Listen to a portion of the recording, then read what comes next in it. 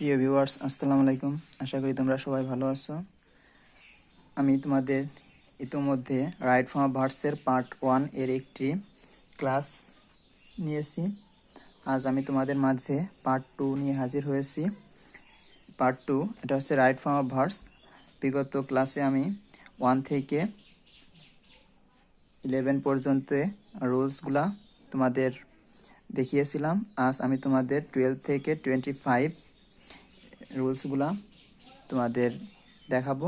তোমরা মনোযোগ সহকারে রুলসগুলো দেখবে এবং খাতায় নোট করে নেবে এবং সুন্দর মতো বোঝার চেষ্টা করবে। সো আমরা সবাই আমাদের রাইট ফর্ম অফ ভার্বস শিখতে হলে টেন্স সম্পর্কে অনেক সুন্দর ধারণা থাকতে হবে এবং টেন্সের পাশাপাশি আমাদের যে ভার্ব আছে, ভার্ব 1, ভার্ব 2, ভার্ব 3 এটা সম্পর্কে ধারণা থাকতে হবে। আমি আমার বিগত ক্লাসে তোমাদের ভার্বের একটি ক্লাস নিয়েছি, তোমরা অবশ্যই আমার চ্যানেল থেকে সেই ক্লাসটা দেখে নেবে। মোস্ট ইম্পর্টেন্ট 100টি ভার্বের বাংলা উচ্চারণ সহ দেওয়া আছে, তোমরা সেটা ফলো করবে এবং আগে সেই ক্লাসটা দেখে তারপর আমার রাইট ফর্ম অফ ভার্বসের পার্ট 2 এবং 1 তোমরা অবশ্যই আমার চ্যানেল থেকে দেখে নেবে। মোস্ট ইম্পর্টেন্ট 100টি ভার্ব তোমরা অবশ্যই খাতায় নোট করে নেবে। No sooner had ...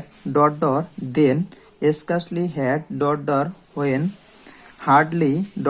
had before or when থাকলে প্রথম ব্র্যাকেটের ভার্বকে ভার্ব 3 পাস্ট পার্টিসিপল মানে হচ্ছে ভার্ব 3। তাহলে হচ্ছে লোক প্রথম যে ব্র্যাকেটে ভার্ব থাকবে সেটা হবে পাস্ট পার্টিসিপল কল ভার্ব 3 হয় এবং দ্বিতীয় ব্র্যাকেটে ভার্বকে পাস্ট ফর্ম ইকুয়াল ভার্ব 2 করতে হয়। তার মানে আমরা বুঝবো যদি নো সুনার হ্যাড, তারপর হচ্ছে নো সুনার হ্যাড, তারপর হচ্ছে একটা সেন্টেন্স থাকবে নো সুনার হ্যাডের পরে যে ব্র্যাকেট থাকবে সেটা হবে ভার্ব 3। তারপর হচ্ছে লোগো দেনের পরে যে ব্র্যাকেট থাকবে সেটা হবে ভার্ব 2।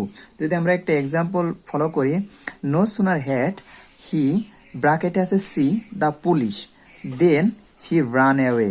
তাহলে হচ্ছে নো সুনার হ্যাড এর পরেই যে ব্র্যাকেটটা থাকবে ইকুয়াল ব্র্যাকেটে যে ভার্ব থাকবে সেটা হবে ভার্ব 3। তাহলে সি, এই সি হবে কি, আমরা জানি সি হচ্ছে সি মানে দেখা, তাহলে ভার্ব 2 হচ্ছে লোগো সো আর ভার্ব 3 হচ্ছে কি সিন। তাহলে আবার এখানে কি হবে সিন দ্য পুলিশ দেন হি, এখানে আছে কি রান মানে দৌড়ানো, রান রান। তাহলে এখানে কি হবে ভার্ব 2 কি রান রান। তাহলে আমাদের কারেক্ট অ্যান্সারটা হবে নো সুনার হ্যাড হি, এই যে সি ছিল verb 3 seen the police then he ran ছিল র্যান অ্যাওয়ে। এটা আমার রুলস নাম্বার 12। রুলস নাম্বার 13, বাক্যে next day, next week, next year, next month থাকলে ফিউচার ইনডিফিনিট টেন্স হয়। তাহলে বাক্যে যদি next day, next week, next year, next month থাকলে ফিউচার ইনডিফিনিট টেন্স হয়। আর আমরা সবাই ফিউচার ইনডিফিনিট টেন্সের গঠন জানি, subject plus shall oblique will plus verb plus object. তাহলে আমরা একটা এক্সাম্পল ফলো করি, আই ব্র্যাকেটে আছে go to Dhaka next week, I go to Dhaka next week, ব্র্যাকেটে আছে গো। তাহলে আমাদের কি হবে, এটা হচ্ছে কি নেক্সট উইক, এই নেক্সট উইক থাকার কারণে আমরা এটা বুঝলাম যে এটা হচ্ছে ফিউচার ইনডিফিনিট টেন্স। তাহলে আমার রাইট অ্যান্সার হবে আই, আর পর হচ্ছে লোক শ্যাল, আই শ্যাল, ভার্ব 1 হবে ফিউচারে, তাহলে গোই থেকে যাবে টু ঢাকা নেক্সট উইক। এটাই হচ্ছে আমার কি কারেক্ট অ্যান্সার। রুলস নাম্বার 14,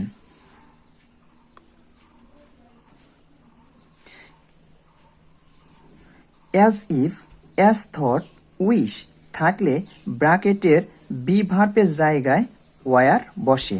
তাহলে আমাদের রুলস কি হচ্ছে, as if, as thought, wish থাকলে ব্র্যাকেটের টু বি এর জায়গায় ওয়ার বসে। এক্সাম্পল, আই উইশ আছে, আই ব্র্যাকেটে টু বি এ কিং। তাহলে আমাদের রুলসে ছিল উইশ থাকলে টু বি ভার্ব থাকলে এর জায়গায় কি বসবে আমাদের ওয়ার। তাহলে কারেক্ট অ্যান্সার আই উইশ থাকবে, আই উইশ, আই টু বির জায়গায় কি বসবে ওয়ার এ কিং। তাহলে I wish I were a king. Rules number 15, most important rules. If যুক্ত বাক্যটি প্রেজেন্ট ইনডিফিনিট টেন্স হলে পরের বাক্যটি ফিউচার ইনডিফিনিট টেন্স হবে।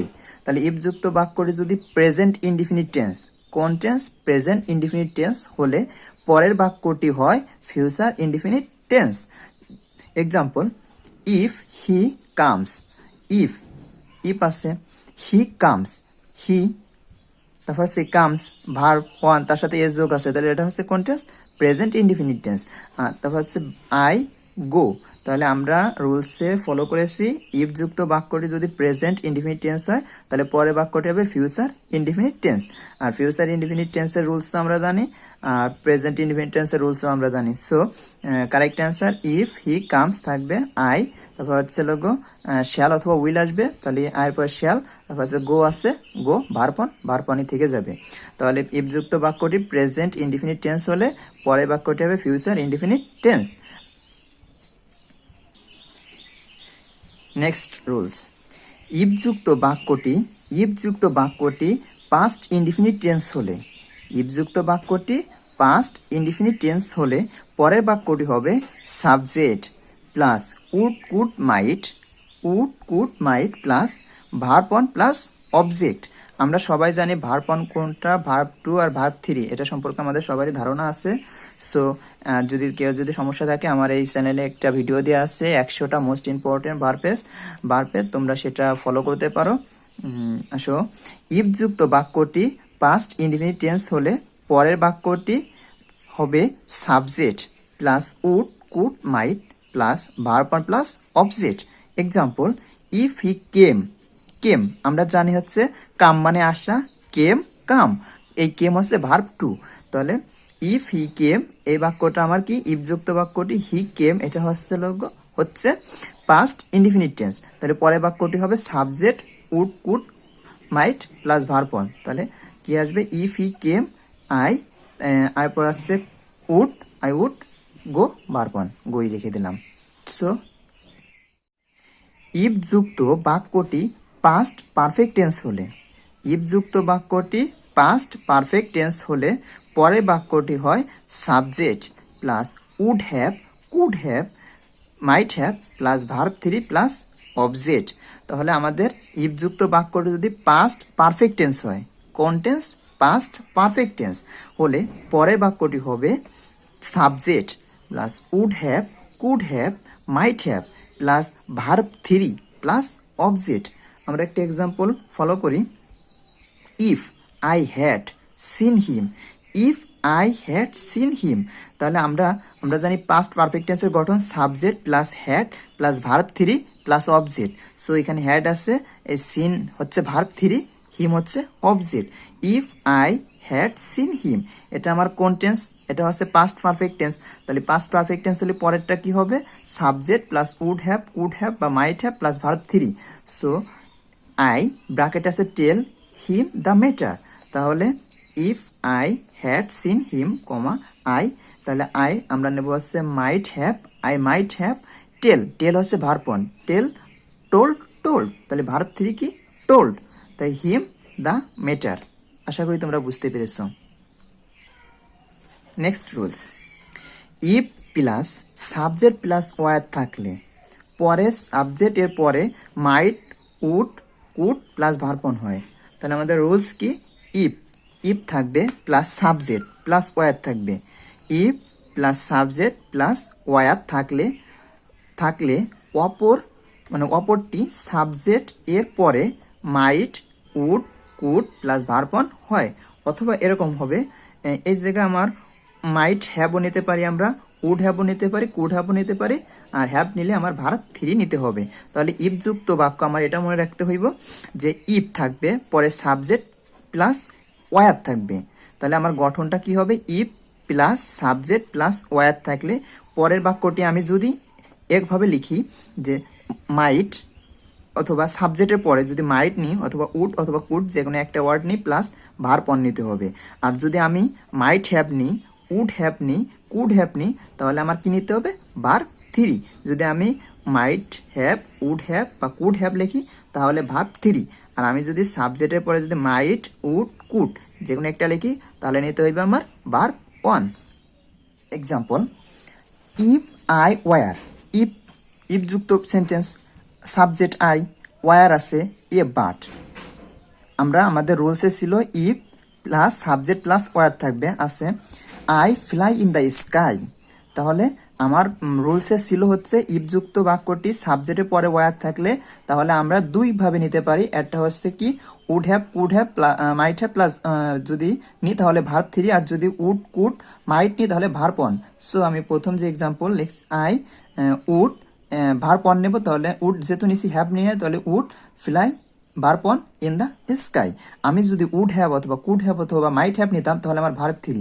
তাহলে সেন্টেন্সটা কীভাবে হতো, কীরকম হইতো যে if I were a bird I would have, তাহলে ফ্লাই, ফ্লাই ভার্ব থ্রি কি ফ্লোন, FLOWN ফ্লোন, তাহলে আমার verb three flown in the had plus subject plus verb three হলে, তাহলে আমার সেন্টেন্সটা হচ্ছে had plus subject plus verb three হলে পরের বাক্যটি subject plus would have, could have, might have plus verb three plus object হয়। তাহলে example, had I been a king, hey I help the poor.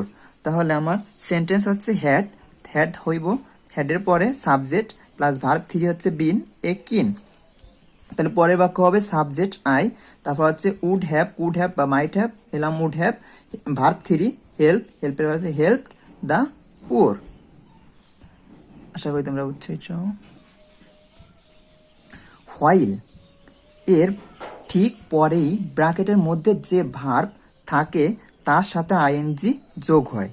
তাহলে আমাদের রুলস নাম্বার 20 হচ্ছে while এর ঠিক পরেই ব্র্যাকেটের মধ্যে যে ভার্ব থাকে তার সাথে আইএনজি যোগ হয়। হোয়াইল ব্র্যাকেটে আছে walk in the garden a snake bit him, তাহলে হোয়াইলের পরে যদি আমার ভার্ব থাকে তার সাথে কি যোগ হবে আইএনজি। তাহলে while walking in the garden a snake bit him. Rules number 21, while এর পরে সাবজেক্ট থাকলে পাস্ট কন্টিনিউয়াস টেন্স হয়। হোয়াইলের পরে যদি সাবজেক্ট থাকে তাহলে কি কোন টেন্স হবে, past continuous tense, past continuous tense. Example, while he walk in the garden a snake bit him. তাহলে হোয়াইলের পরে যদি আমার যদি সাবজেক্ট থাকে, সাবজেক্টের পরে যদি সাবজেক্ট থাকে তাহলে আমার কোন টেন্স হবে, past continuous tense. Example, while হি তাহলে হচ্ছে ওয়াক, তাহলে আমার হোয়াইলের পরে কি আছে সাবজেক্ট, তাহলে কোন টেন্স হবে পাস্ট কন্টিনিউয়াস টেন্স। আর পাস্ট কন্টিনিউয়াস টেন্সের গঠন হচ্ছে subject plus was were plus verb এর সাথে I N G plus object. While he, এর পরে আসবে ওয়াজ, তাহলে ওয়াজ ভার্ব এর সাথে আইএনজি, ওয়াক হচ্ছে ভার্ব, তার সাথে কি ওয়াকিং আইএনজি যোগ করলাম, in the garden a snake bit him. Rules number 22, let's যুক্ত সেন্টেন্স এ লেটস এর পরে যে সাবজেক্ট থাকে তারপরে শুড বা মাইট বসে। তাহলে রুলস হচ্ছে লেটস যুক্ত সেন্টেন্স এর লেটস এর পরে যে সাবজেক্ট থাকে তারপরে শুড অথবা মাইট বসে। এক্সাম্পল, হি রান ফাস্ট লেস্ট হি, এই যে লেস্ট, লেস্ট এর পরে সাবজেক্ট হি, হি হচ্ছে সাবজেক্ট, সাবজেক্ট থাকে তাহলে তারপরে কি বসবে আমার শুড অথবা মাইট। তাহলে আমার এখানে ব্র্যাকেটে আছে মিস দ্য ট্রেন, তাহলে correct answer he ran fast lest he, হির পরে কি হবে should, he should miss the train. Rules number 23, can, could, may, might, shall, should, will, would ইত্যাদি অক্সিলারি ভার্ব হিসেবে ব্যবহৃত হলে মূল ভার্বটি প্রেজেন্ট টেন্স হয়। যদি আমার কোনো একটা বাক্যে যদি can, could, may, might, shall, should, will, would ইত্যাদি অক্সিলারি ভার্ব হিসেবে ব্যবহৃত হলে মূল ভার্বটি প্রেজেন্ট টেন্স হয়। Example, I can do the work এই ক্যান, এখানে ক্যান হচ্ছে অক্সিলারি ভার্ব হিসেবে ব্যবহৃত হচ্ছে। So I can verb one হবে, তাহলে আমরা জানি do, do verb one do, ডুর ভার্ব অন ডু, ডু মানে করা, তাহলে I can do the work. Rules number 24, as thought as if এর প্রথম অংশ প্রেজেন্ট ইনডিফিনিট টেন্স হলে, অ্যাজ থট অ্যাজ ইফ এর প্রথম অংশ প্রেজেন্ট ইনডিফিনিট টেন্স হলে পরের অংশ পাস্ট ইনডিফিনিট টেন্স হয়।